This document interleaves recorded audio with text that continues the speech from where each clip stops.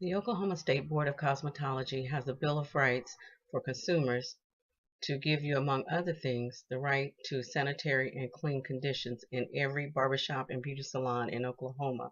Today I'm going to inform you of the consequences when those practices of basic sanitary are not met. I was a practicing cosmetologist for over 14 years, and during that time I worked with a variety of beauticians. Some practiced sanitary conditions effectively, some practiced them somewhat, some didn't practice them at all. According to the MayoClinic.org 2002, folliculitis, contact dermatitis, burns, and even herpes simplex 1 viruses are a few infections that can be obtained if your barber or beauty salon isn't practicing safe sanitary conditions. Most of us assume when we go to a barbershop, beauty salon, or to get a manicure or pedicure that those practices are automatically implemented. Because we may be regulars, our stylists may know us by our name, they know our family, they know our kids, so we don't pay much detail to what is actually going on as far as sanitary conditions. But I'm sure after this today that you will definitely be looking at things a little differently when you visit your next barbershop, beauty salon, manicure, or pedicure place. And that is my intent, to show you and inform you of those things that should be happening, not every once in a while, but every time you go to a salon. One of the things you should always look for is your barber or is your stylist cleaning their shears, aka scissors, razors, trimmers, before they use them on you and after they've used them on you or a previous client? Does your barber or beautician use a neck strip when they put their cape on you?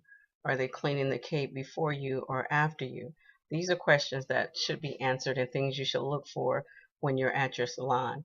A sanitary beautician or barber will always use sanitary practices. They will always clean the capes. They will always put a neck strip on you. They will spray the disinfectant on their shears or clippers before and after they use them to ensure your safety. But if these things aren't happening, you are being put at risk as the consumer. While these sanitary practices may seem menial, they can lead to serious consequences as far as infections and some diseases that are formed. One of the consequences in various diseases is folliculitis, as I mentioned earlier. That is an infection that can be spread by using dirty clippers or razors on your head, or if you're shaving on your face. Dry scalp, which we all know as dandruff, can eventually turn into sores, and that can be spread by using dirty combs and brushes. Each comb or brush used should be clean and kept in a separate container from the dirty combs and brushes. If your beautician drops a comb on the floor and picks it up and puts it back in your hair, you're at risk for a dry scalp, possibly because she's just put everything on the floor in your head. Burns is another condition that can happen from a neglect for sanitary practices. That can come from a shampoo bowl not being cleaned out properly. A burn can result in the neck strip not being cleaned after a chemical. A burn can come from not having the chemicals washed out of your hair properly. You, as the consumer, have a Bill of Rights according to the Oklahoma State Board of Cosmetology.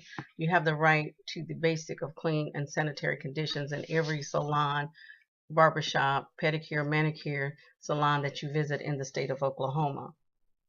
The next time you're in the salon, I just challenge you just to pay attention to the practices that are going on around you. If your stylist, barber is practicing sanitary conditions, then you have nothing to worry about. But if they're not, then you are being put at risk for irritations and diseases as mentioned before.